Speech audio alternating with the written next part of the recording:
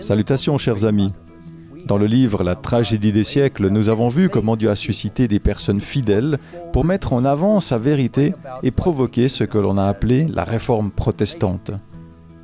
Alors que nous poursuivons notre voyage à travers ce merveilleux livre, je vous encourage, si vous ne l'avez pas encore fait, à le télécharger dès aujourd'hui sur le site greatcontroversyproject.org. La parole de Dieu a été le fondement solide sur lequel la réforme a été construite. Lorsque des hommes courageux ont traduit la Bible dans les langues courantes du peuple, parfois au prix de leur vie, la nouvelle s'est rapidement répandue et les yeux d'un nombre croissant de personnes se sont ouverts et les cœurs se sont attendris pour accepter la belle vérité révélée dans les Écritures. Au fil du temps, le mouvement protestant s'est répandu dans toute l'Europe et malgré les persécutions, a continué à se développer. Dans certains pays, la lumière de la vérité biblique brillait et les gens l'acceptaient avec joie. Dans d'autres pays où la lumière était presque éteinte, les gens étaient laissés dans les ténèbres. Dans la tragédie des siècles, nous lisons « La guerre faite à l'Évangile sur le sol de France atteignit son point culminant sous la Révolution. Cet effroyable bouleversement fut la conséquence naturelle de la suppression de la parole de Dieu. »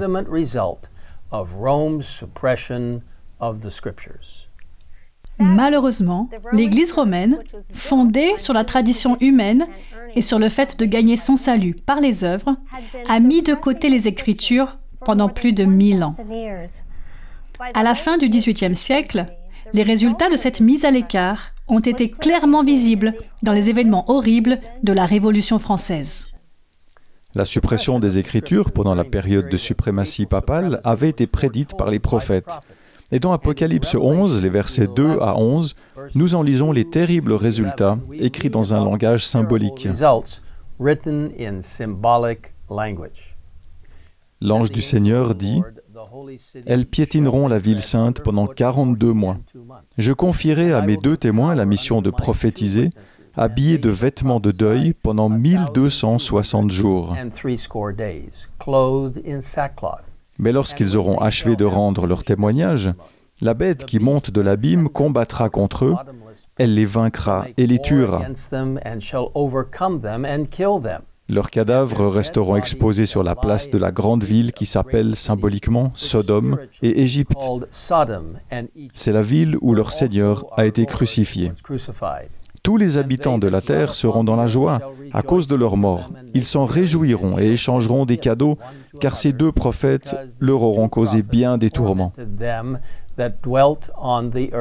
Mais au bout de ces 3 jours et demi, un esprit de vie venu de Dieu entra en eux, et ils se dressèrent sur leurs pieds. La terreur s'empara de tous les assistants. Comment devons-nous comprendre cet important passage de la Bible? Et pourquoi est-il important de le comprendre? Tout d'abord, Dieu nous a donné des prophéties bibliques pour nous assurer qu'il connaît l'avenir et que nous pouvons faire confiance à sa parole. Nous pouvons être assurés que ce qu'il a dit arrivera effectivement. Les prophéties bibliques se sont avérées vraies au fil des siècles. Non seulement elles nous avertissent des choses à venir, mais elles nous donnent de l'espoir pour l'avenir, ainsi que la certitude que Dieu sera à nos côtés pour faire face à cet avenir. Alors, comment comprendre cette prophétie du livre de l'Apocalypse? En l'analysant progressivement et en reconnaissant qu'elle est écrite dans un langage symbolique. Un principe important pour comprendre les prophéties temporelles est le principe jour-année, selon lequel un jour de temps prophétique correspond à une année civile de temps historique. Il s'agit d'un principe biblique très important. Et bien que nous n'ayons pas le temps d'approfondir cette étude, je vous encourage à visiter le site indiqué à l'écran pour en savoir plus. Les périodes de temps mentionnées dans Apocalypse 11, versets 2 à 11, 42 mois et 1260 jours, sont les mêmes. Elles représentent toutes 2 la période pendant laquelle le peuple fidèle de Dieu subira l'oppression de Rome. Les 1260 ans de suprématie papale ont commencé en l'an 538 et devait se terminer, selon la prophétie, en 1798. Et c'est exactement ce qui s'est passé. En 1798, l'armée française est entrée à Rome et a capturé le pape Pie VI. Il fut emmené en France, où il mourut en captivité en août 1799. Malgré l'élection d'un nouveau pape, cet événement a marqué d'une blessure mortelle la papauté, qui devait plus tard, selon la prophétie, être guérie. Les deux témoins, mentionnés dans l'Apocalypse 11, verset 3, et décrits au verset 4 comme deux oliviers et deux chandeliers, représentent les Écritures de l'Ancien et du Nouveau Testament. Tous deux défendent la loi de Dieu et sont les témoins du plan de salut.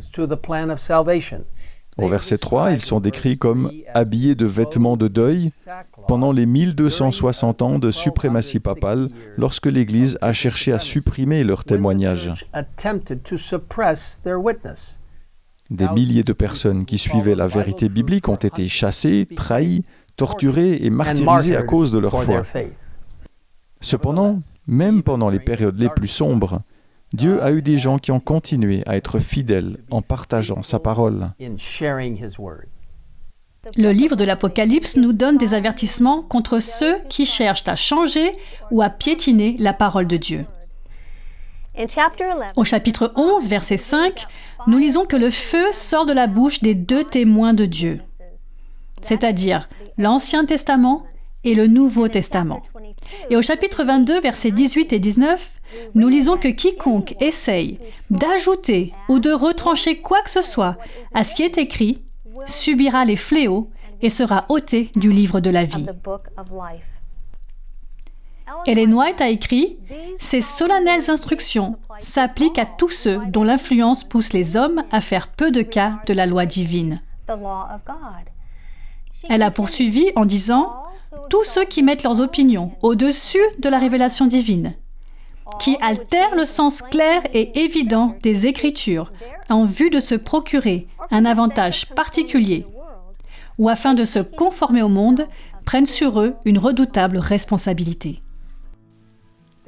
Tout au long de l'histoire, les Saintes Écritures ont été attaquées de diverses manières, notamment en étant enfermées, brûlées, mal interprétées, supprimées ou ignorées. Cependant, lorsque la parole de Dieu est méprisée, les conséquences sont terribles. En poursuivant notre voyage dans la tragédie des siècles, nous verrons comment la prophétie d'Apocalypse 11 s'est exactement accomplie d'une manière très surprenante et alarmante. Je vous invite à vous joindre à nous pour notre prochaine vidéo. Et maintenant, prions ensemble. Père Céleste, nous venons à toi pour te demander de nous aider à comprendre pleinement les prophéties bibliques et à réaliser que tu as prédit exactement ce qui allait se passer et que tu as un plan en tête pour le triomphe final de la vérité biblique et de tes précieux messages des trois anges.